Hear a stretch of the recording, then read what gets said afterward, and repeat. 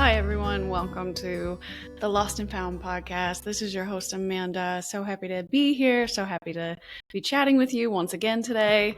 Today is a Wanderer Wisdom episode. So this is a What Would a Wanderer Do segment of our show. I have started doing listener Q&As once a week to try and engage with everyone a bit more, give you a little bit more access directly to me. If you have questions either about myself or the show or your own personal self-development journey, if there's anything I can do to help you, I always encourage listeners and fans of the show to write in, ask your questions. You can send it to me directly through a DM on social media. We're on Instagram, YouTube, TikTok, and if you would rather email me, you can always do that via email at hello@podcastforthelost.com. And if you're worried about me knowing who you are or saying your name on accident on the show, I promise I never do. Your identity is always safe with me, and I don't reveal where the question comes from.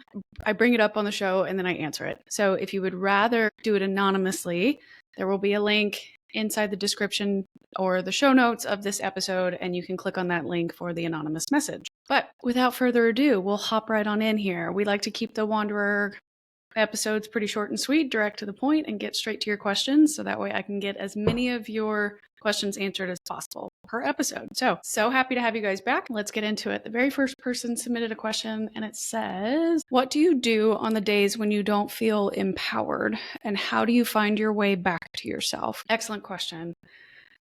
I'm sure, as a lot of you have seen, it's very hard on social media or in life to maintain like a motivation, especially if you're on like a fitness journey. A lot of fitness content creators talk a lot about its discipline and consistency. It's your mindset about how you choose to attack your goal that's going to help sustain you, because motivation waxes and wanes and changes throughout your journey, no matter what, especially if you're going through a different phase in your life in the pursuit of this goal. And so one of the things that helps me feel more empowered, or I feel less empowered than normal, I try and find ways to boost my confidence. Empowerment typically for me has come from action, becoming self-reliant and starting a podcast and created something completely on my own from scratch by myself has been very eye-opening, but very empowering, because it gave me a platform to use my voice. And so the consistency that I have attempted to maintain of releasing at least one episode a week. Now, have I done that perfectly? No, but it's a nice goal to have, right? Just to keep showing up for myself by consistently doing little things every day that may not necessarily be related to my actual end goal of producing this show full time. It's the little things and little ways that I show up for myself each and every day that help me feel more empowered to complete a goal, to complete a task, to feel like I'm on the right path. So anything that I can do to enable my best self to exist, that has helped me feel empowered. So if that means eating better, getting into a better sleep routine, working out, actually going to physical therapy for my leg when I was injured, spending time with family when I need an opportunity for a break. There's a lot of times where I'm working full-time still during the day and podcasting by night and editing by night and reviewing guests, finding guests, booking guests, doing research before each episode, writing the outlines of each episode, sending them to the guests to make sure that it works for them. Trying to do all of that is super, super overwhelming. And so you can get burnt out really quickly when you have a lot going on and you're trying to grow a show from scratch and all these kinds of things. The way lately that I make sure that I feel empowered is by recognizing the phase of life that I'm in.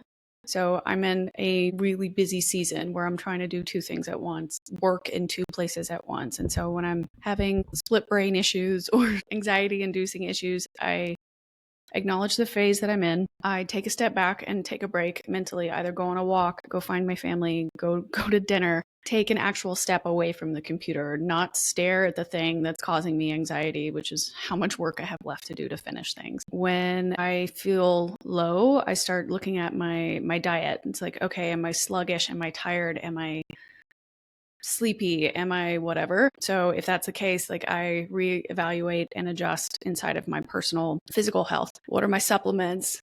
Are they low? Do I need to refill them? If I'm physically not doing well, do I go get a massage? Do I go to the chiropractor? What do I do to check in on that if I can't lift weights today, can I do a Pilates routine? Can I do a Peloton cycling ride, like something? So I adjust that way. And when I enable ideal Amanda to exist, or future Amanda to exist, or what would future Amanda do, that's usually kind of the mindset I think about if I'm starting to feel less empowered. I channel her and go, okay, I'm at this kind of uneasy phase. I'm not feeling like myself, something's off, or I'm just having kind of trouble. And I channel her in, I bring her in and do what she would do. She would acknowledge where she's at. She would ask for help when she needs it. She would take breaks when she needs it. And she would maintain her physical overall health. So that way she can sustain the effort that it's going to take to reach this goal. And that helps me feel empowered when I'm feeling really low on certain days. Because a lot of the empowerment right now for me comes from action. Taking action, no matter how small of a step it actually looks like in the grand scheme of things, that step gets me one step closer. It still helps me move my dream forward. So that helps me feel empowered. If there's ever a day where I actually think I'm going to give up or I want to give up, I don't let that creep in, right? I do a small thing. Even if I don't have time to film and edit today, but I'm going to post one thing on social media. Great. I did that one thing. I got one step closer today. And that's what I use. I don't really worry about tracking my progress against other people. The only time I track my progress against other people is if I'm trying to figure out how to solve a problem for my own show or my own projects, and use that to try and get information about how to solve what's wrong with my situation, not necessarily to go, wow, I suck, I'm this far behind, or I'm not using this type of technology, or I'm not selling this many products, or I'm not at 800 episodes instead of just 90, whatever I'm at now, 92 or 93. I avoid comparison. I acknowledge where I'm at, and I take care of my physical health to feel more empowered. All right. Question number 2. What's something you've had to relearn even though you thought you already healed it? Okay. Something that I've had to relearn even though I already healed it. That's a really good one. The most recent moment where I realized I had not healed from something was a few episodes ago when I was still living in Nashville, and I wrote an episode all about what happened when I broke my leg. And in April, I struggled really badly with my mental health because I put a lot of my identity and my lifestyle hangs on physical fitness and wellness. When I was unable to work out, I had a really hard time with accepting that. And I had all these crazy negative self-talk problems, and I spiraled out really quickly thinking about, oh my God, if I can't move, I'm going to get fat, I'm going to gain all this weight, or I'm going to lose all this weight. And that's not what I was trying to do. Like, what if I don't have an ass anymore? What if nobody likes me anymore? What if all my friends at the gym don't want to hang out anymore because I'm not there often enough, or I miss class for 6 weeks, or all these really silly, crazy, negative thoughts. Like, Amanda, you're not going to wither away or sink into a brand new body in only 6 weeks. Now, are you going to lose some muscle mass in your lower leg because you can't use your calf muscles and you're not bending your ankle correctly? Yeah, of course. But with physical therapy, you're going to be fine. You're going to build all that back up. So I'd deep dive into those negative thoughts in that episode. And I'll link that here if you want to go back and hear the full story about what happened to me, how I handled all that negative mental health spike, and what did I do and what did I learn from that process of breaking my leg and eventually healing. I just recently finished my physical therapy sessions for my leg. And so I am going to be full-time back to the gym this month. And so I'm very grateful that I've healed quickly in the 2.5, kind of almost 3 months. Yeah. Since the initial injury. So things are going well, but that was a slow process, right? The months went by quickly. The weeks weren't that long, but the days were dragging, right? When I initially got hurt. It's one of the craziest feelings when you think you're moving forward and you pride yourself on all the progress and momentum you've created in your life since your last major change or your last significant pivot, and then to physically be physically stopped right? This is no longer not only a metaphorical obstacle that I'm trying to overcome, it's now a physical obstacle of being stuck, laying down, taking rest, recovering, being stationary. And to a person whose greatest fear lately has been, how do I get unstuck? How do I get away from ever feeling stuck ever again? That was really, really hard for me. So I think something that I've had to relearn, even though I thought I already had it healed, is that I don't think your subconscious thoughts and your negative self-talk, it doesn't just go away overnight, right? That is a constant daily practice that you have to enable for your brain. You need to rewire or reconstruct the thoughts that you feed yourself, because your body is listening, your brain is listening. And if you tell yourself, I'm worthless, I'm lazy, I'm pathetic, I'm never going to get better, I'm never going to get out of this hole, I'm never going to get unstuck, I'm, lost forever, I'm a waste of space, your brain is going to start to believe that. And so if it thinks it's dying, if it thinks it has no purpose, it'll stop functioning. It'll stop encouraging your body to function. It'll let your cells die. It will let you wither away. And so you cannot, I thought I had progressed well enough because she left her big national security job. She took a risk and moved to another state. She moved closer to her family. Ooh, she got a new job in a completely different industry. Ooh, look at her starting a podcast. Look at her learning to grow. Like, wow, she's really pivoting. She's really growing. She's really moving forward. Yada, yada, yada. And then smack, a problem hits me. And what does the girl who claims that she knows how to pivot or is learning how to pivot do? She allows herself to feel stuck, right? She allows herself to go back into that negative mindset. And that's the tricky part, right? I thought I was doing so well, and I was physically, but it was clear to me that I have to look, if I'm going to solve a problem and change my life, I can't look at it from only one direction of the human aspect of who I am. I can't only fix my physical attributes or my physical life to reach my goal. I need to focus on my mental attributes as well. Physical, emotional, mental, in order to become the person I want to become. I can't negate one or forget about one and just put everything else into overdrive and hoping that by putting more effort into my physical capabilities, it'll outweigh my mental capabilities. And that's just not true. I need them both. And so that's something that I've learned, is that it doesn't matter how physically capable I feel or am. If I'm mentally stuck, I won't be able to move forward. So it doesn't really matter. So when I lost the physical ability to move, metaphorically speaking, move forward, get myself unstuck. If I physically can't get unstuck, then mentally I need to be able to remind myself to build that power up, to dig into your strength reserves and stay positive, to keep me focused on the mission. Because if I ever let that drop off, then I really will be stuck. And that's not where we want to be. So I think that's something I've had to learn over time, that even despite starting this podcast and how much of a emotional, creative, and mental benefit it's given me to learn something new, release all my feelings, share things, it's not enough. So I still have to take care of myself physically, and vice versa. Okay. All right. What is something that you used to define yourself by that no longer feels true? Well, my goodness. What is something I used to define myself by that no longer feels true? All kinds of things, right? There's been versions of Amanda throughout my life, right? So when I was really little, I was dancing and singing all the time. I don't remember how young I was when I gave up professional dance classes. I want to say maybe 10 or 11, I think. I really hope that it wasn't younger than that, because I was really good. And I do remember my mom telling me that I was good, and she begged me to stay in it. And I don't think I was interested. I think I was trying to go into like organized sports and stuff instead. And not that organized sports aren't important or good for you growing up.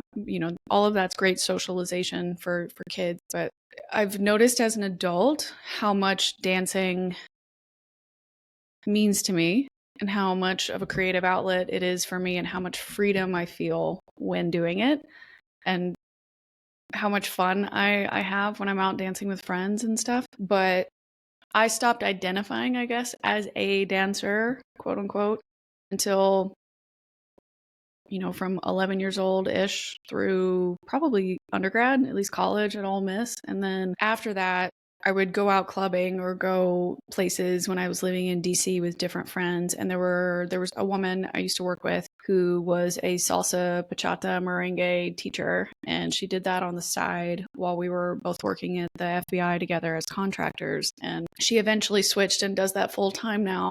She would take me out dancing with her dance troupe friends at different clubs around DC. And that was so fun. But I always felt a little out of place because I didn't identify as a good dancer anymore because I had stopped taking classes. And so there have been times in my life where things like that have happened. So from the very beginning of this podcast, I talked about how I used to identify with my career as an intelligence analyst. I had a very strong aptitude for that particular field. And I knew that I could be really good at it, if not better than where I was when I left, which was a really clear trajectory. And now that I'm outside of that and I'm not actually applying much analytical skills to anything that I do lately, I don't feel connected to that identity anymore.